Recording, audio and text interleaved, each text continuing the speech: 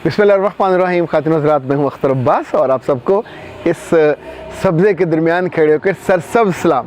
अब मेरे बिल्कुल बैक पे ये ऑरेंज नहीं है, लेकिन ऑरेंज की फैमिली से है, उसकी खाला जो फुप्पो है।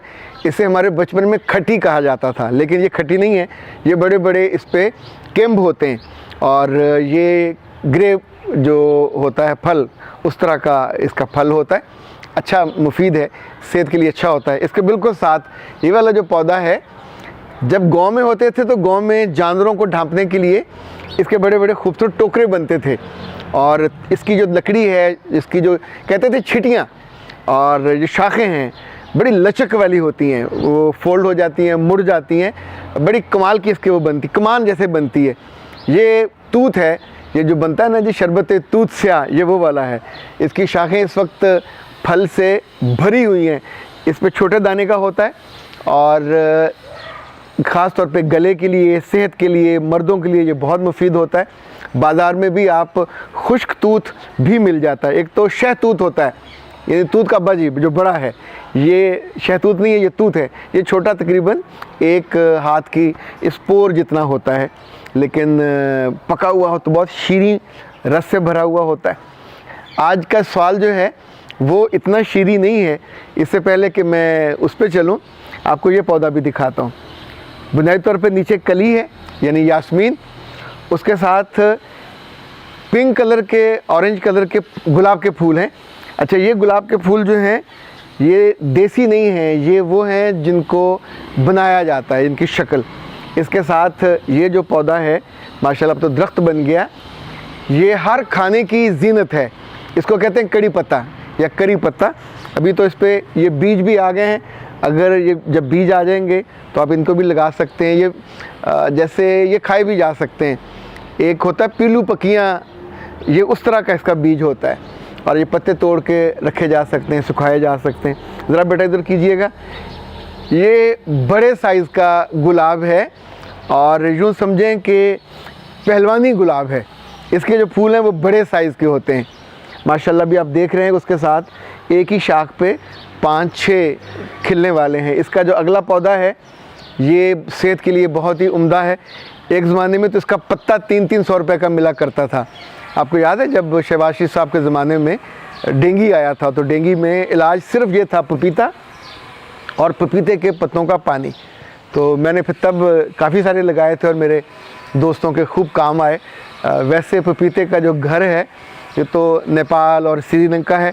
कराची में हमारे यहाँ होता था, अभी पंजाब में बहुत जगहों पे लगा है और अच्छा, चूँकि कीमती है, बिकता अच्छा है, इसलिए अब लोग ऐसे खूब लगाते हैं, खाते हैं।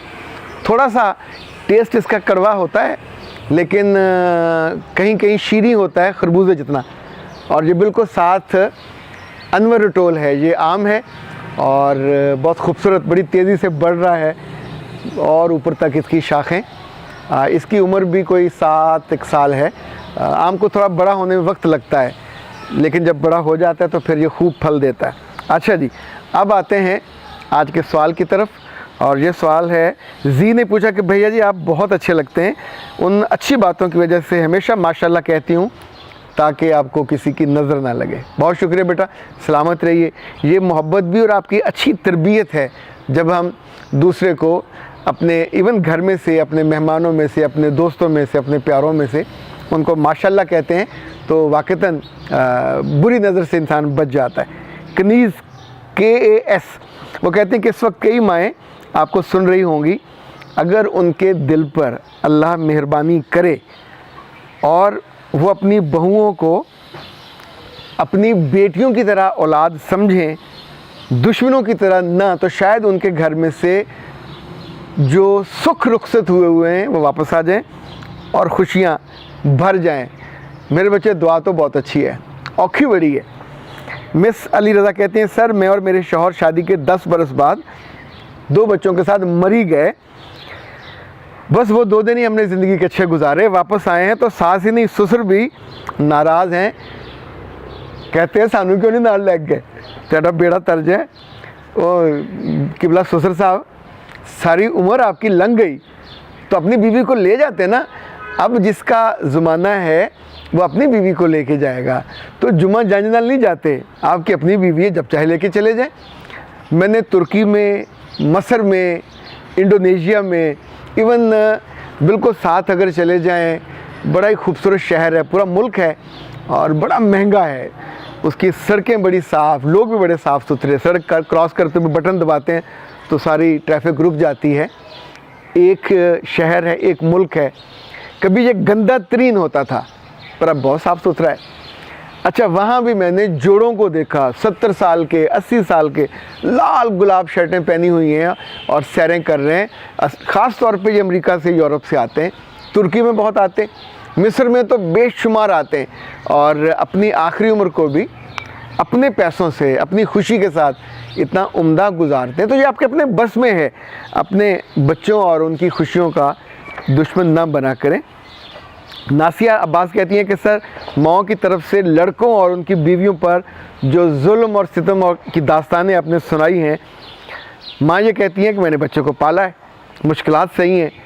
तो बीबी तू अनोखी थोड़ी है कि मुश्किलात सही हैं, सारी माएँ सहती हैं, पर मुश्किलात सहने के बाद आप पूरे लाइक वो जिसने देग पकाई होती है, 2 घंटे खड़ा रहा, आग जलाई, मसाले डाले, तो अब क्या पूरी देग खुद खा जाए?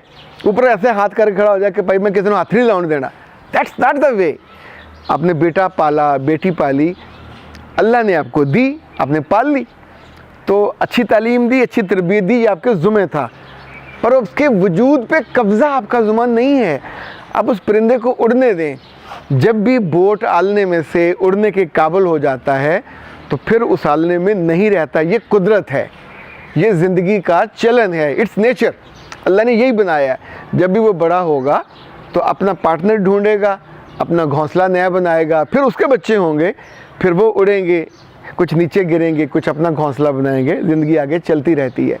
तो इसी तौर पे हमारे यहाँ भी ये होना, इसको खुश दिली से मान लिया करें तो आपके दिल बागो बहार हो जाएंगे, पर आप खुश नहीं होते, आप किसी को खुश होने भी नहीं देते।